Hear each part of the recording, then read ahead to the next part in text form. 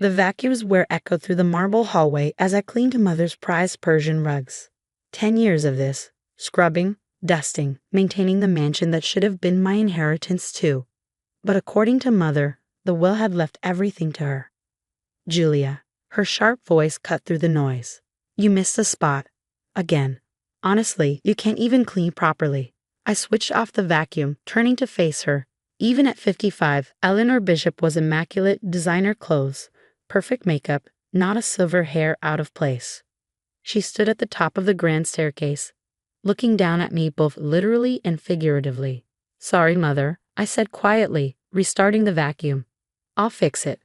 She sighed dramatically. Your father would be so disappointed. An Ivy League education, and here you are, not even able to handle basic housework. The mention of Dad made my chest tighten. He died suddenly when I was 20, leaving a void that Mother had quickly filled with rules, expectations, and endless criticism. The loving home I'd grown up in became a gilded cage, with Mother holding all the keys. Speaking of disappointments, she continued, descending the stairs. I'm hosting a dinner party tonight for the hospital board. Try to make yourself scarce. I'd rather not explain why my daughter is acting as the help. I bit back a retort. This was her favorite game, reminding me that I was both family and servant trapped in a limbo of her creation. After Dad's death, she'd made it clear. If I wanted to stay in the family home, I'd have to earn my keep. At first, I'd refused. I had a degree in business from Penn, job offers from top firms. But then Mother had revealed her trump card, crushing medical debt from Dad's final illness. Debt she'd help pay off if I stayed and contributed to the household. 10 years later, here I was still cleaning her floors. My phone buzzed in my pocket, a text from Marcus, Dad's old lawyer. Happy 30th birthday, Julia. Can you meet today? Important matter to discuss. I glanced at Mother, but she'd already lost interest in tormenting me, focused instead on reviewing her party preparations. I typed a quick reply, 2 p.m. at your office? Perfect, came the response. Don't tell your mother. Those 3 words sent a shiver down my spine. In all the years since Dad's death, Marcus had never asked to meet privately. Something was different about today. I finished cleaning just as Mother's party planner arrived, giving me the perfect excuse to slip away. I'll be back in time to help with the party, I promised, heading for the door. You better be, Mother called after me. And wear something appropriate. I don't need you embarrassing me in front of the board members. The drive to Marcus's office gave me time to think. 10 years of questions bubbled to the surface. Why had Dad left everything to Mother?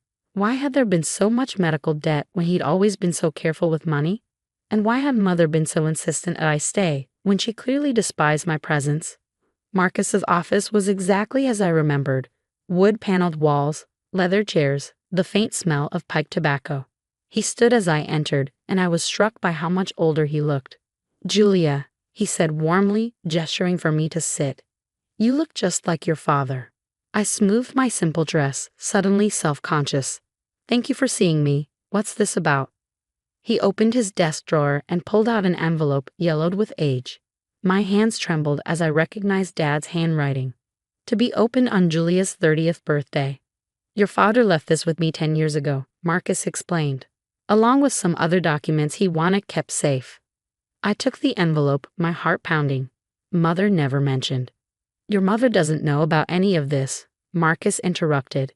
Your father was very specific about that.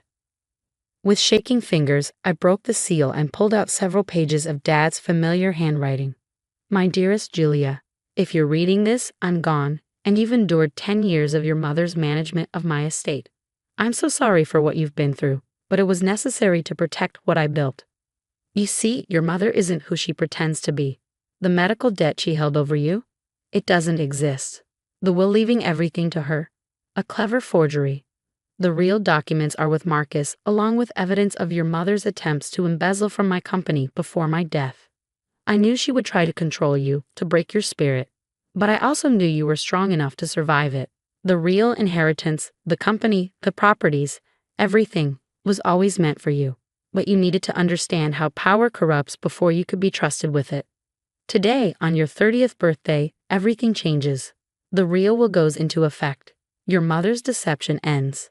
I love you, sweetheart, Show her what a true bishop is made of. Love, Dad. I looked up at Marcus, my vision blurring with tears. Is this real?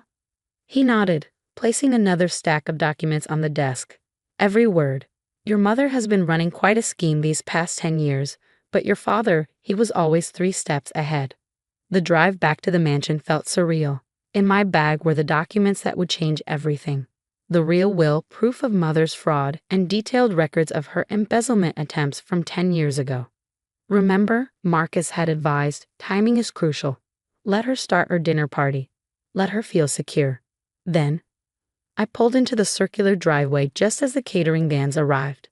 Mother was in her element, directing staff and making last-minute adjustments to the decorations. Finally, she snapped when she saw me.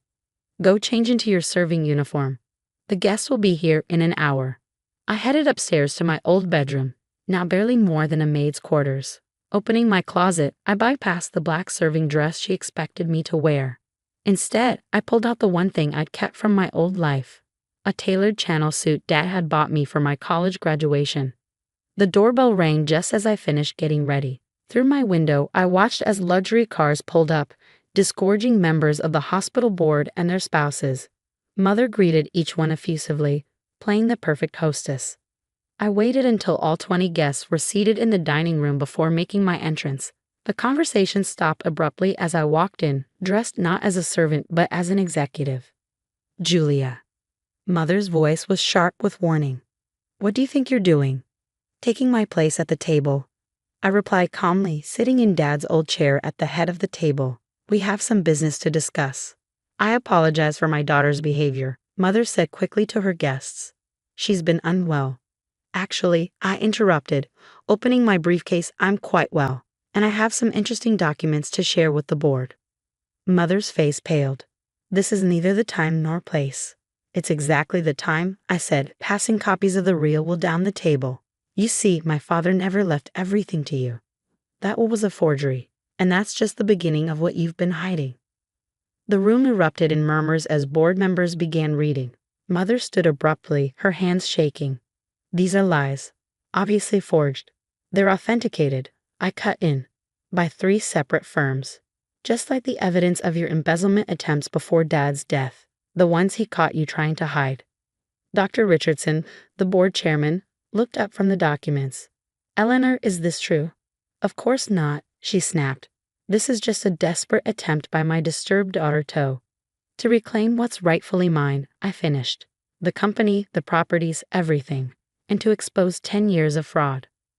I turned to the board members. You'll find complete documentation of every illegal transaction, every forged signature, every attempt to misappropriate funds.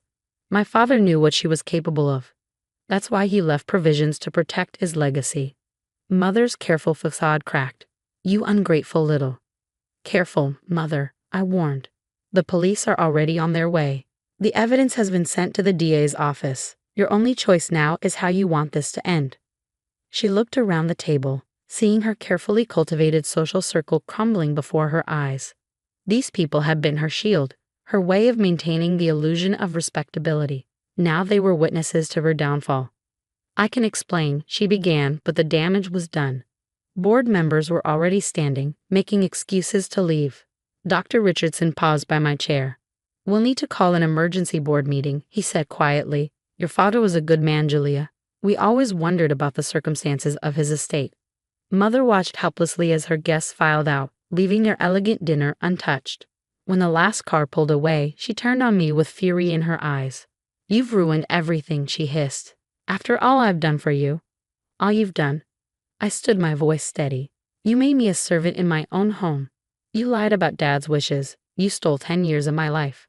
A knock at the door interrupted her response. 2 police officers entered, followed by Marcus. Mrs. Bishop, one officer said, we need you to come with us. I watched as they led her away, her perfect makeup streaked with tears, her designer dress wrinkled from her grip. The mansion, which had felt like a prison for so long, suddenly seemed to exhale. Marcus placed a hand on my shoulder. Your father would be proud, he said softly. You did exactly what he hoped you would. The weeks following Mother's arrest were a whirlwind of change. The mansion, once cold and oppressive, transformed as I reclaimed each room. I converted her formal parlor into a home office, replaced her antique furniture with comfortable pieces, and opened windows that had been shuttered for years. The company underwent an even more dramatic transformation. Dad's old employees welcomed me warmly, many sharing stories of how he protected them from Mother's attempts to cut benefits or reduce staff.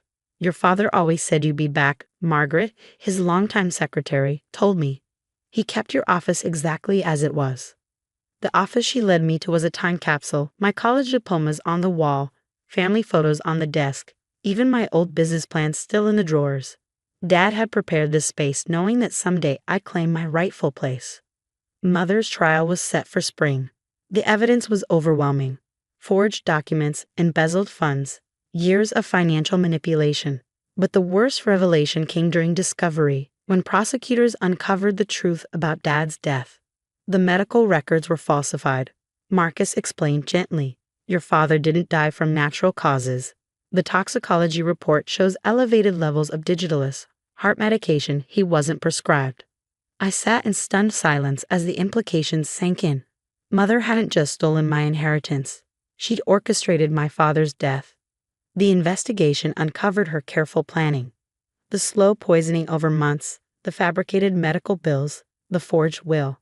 She'd wanted complete control, and Dad had been in her way. When confronted with the evidence, she broke. In exchange for avoiding the death penalty, she confessed to everything. The court sentenced her to life without parole. I visited her once in prison, not for closure, but for answers. "Why?" I asked simply. She looked smaller in her prison uniform, her carefully maintained facade crumbling. "He was going to expose me. He discovered my dealings with offshore accounts, money I'd been skimming for years. You were his heir apparent, and I couldn't let that happen. So you killed him and made me your servant," I said flatly. "Your own daughter." "You were always his daughter," she spat, bitterness twisting her features.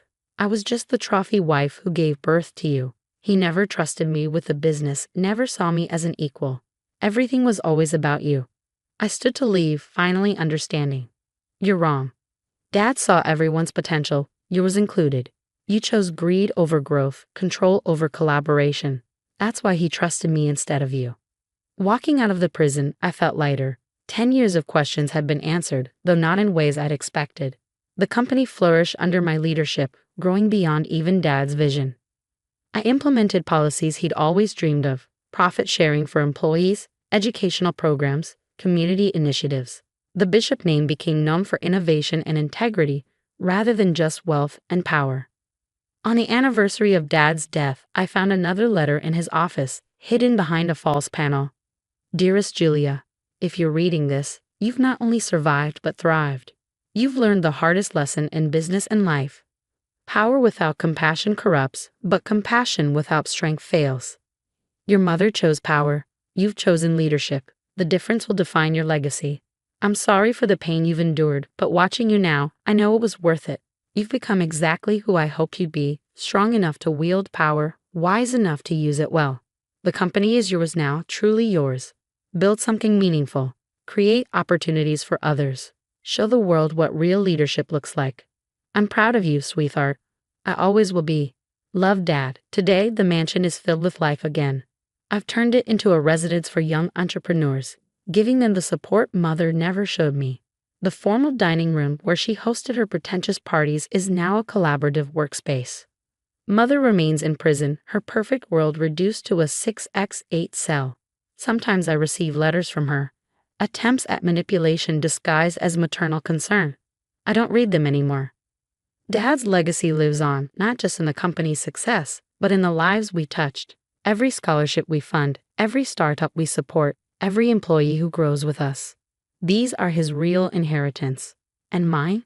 It wasn't the money or the mansion or even the company. It was the lesson that took 10 years to learn. True power isn't in what you own, but in what you build. Not in what you control, but in what you create. That's a lesson worth cleaning floors to learn.